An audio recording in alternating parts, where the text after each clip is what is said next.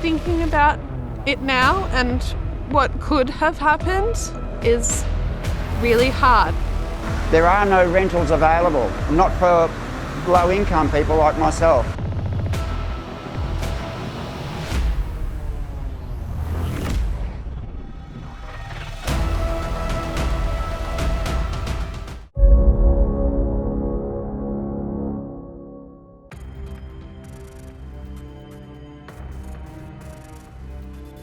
Natural disasters attack our planet daily.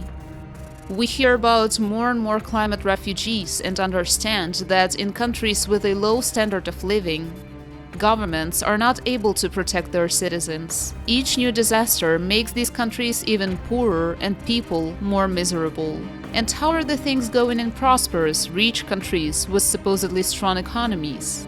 Can people there be sure that they will be promptly rescued in case of an emergency, compensated for the loss of property, and helped to return to their former familiar life? It turns out that the answer is no. The way many ordinary Australians had to survive after the floods in February-March 2022 is a clear confirmation of this. Thousands of households have become uninhabitable in the state of New South Wales. But now, months later, the promise to provide asylum to all those in need remains unfulfilled.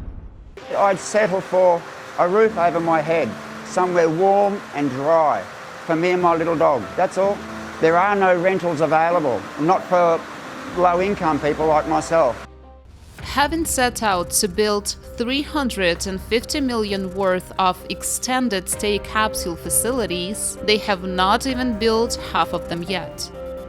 Deprived of shelter and warm clothes, flood victims were forced to huddle in tents during the winter cold, sleep in cars, and some returned to their ruined and moldy houses in the hope of somehow insulating them to keep warm. No one should be living in a house like this, but that's our only option, short of a tent. And in the winter, mold is better than cold. Parliamentary investigation found that the State Emergency Service (SES) and the NSW, Government's Disaster Management Agency, Resilience NSW, failed to provide adequate assistance to the victims. People had no choice but to save their own lives and help others to save theirs.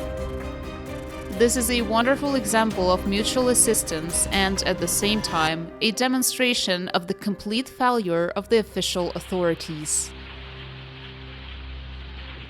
Government agencies and the Bureau of Meteorology were unprepared for such floods and did not realize their magnitude.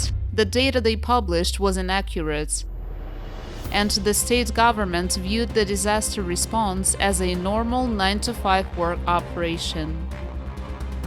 Residents of the flooded areas faced a severe shortage of funds to pay their rent. But out of 1,200 applicants, hardly 1 in 5 received a rental subsidy.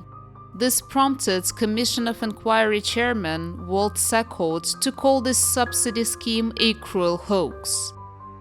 Increased flooding provoked a general housing crisis. Market mechanisms are indifferent to the fate of individuals and lead to the stratification of society and increased inequality. Even before the February floods, property insurance was out of reach for many, and for example, since the floods, home prices in some high-risk areas in Lismore have more than halved, making it unrealistic for owners to sell it to buy property elsewhere. It's confronting to tell the same story over and over again, and even just thinking about it now and what could have happened is really hard. I'm still floundering every day just to provide a roof over my daughter's head.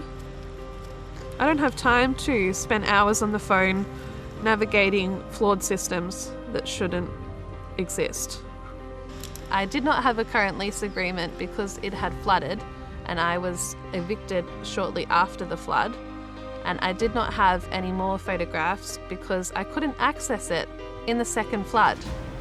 So asking for more proof of flooding while it was flooded felt ridiculous.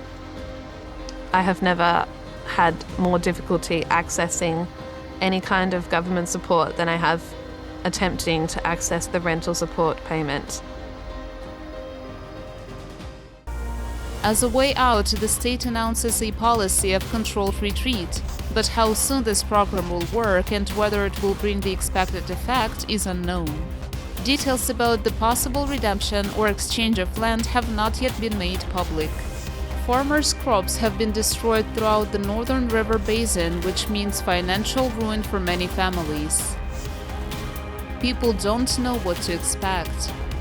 They feel abandoned and fear for their future, because the next flood will further worsen their deplorable situation.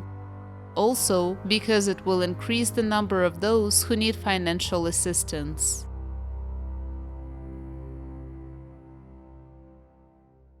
We're coming up to 6 months. We're at the 171-day mark, and people are just losing the drive and all of that good community spirit that we had in that first 100 days to lift ourselves up is starting to dwindle. So we need action now.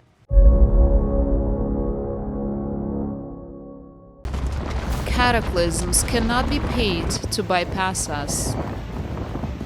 Climate change will affect everyone, and it's only a matter of time. No matter how strong the economy may seem, no country alone can withstand the onslaught of such an enemy as the climate. Building the creative society in which technology will be made available to mankind will ensure reliable climate security on the entire planet.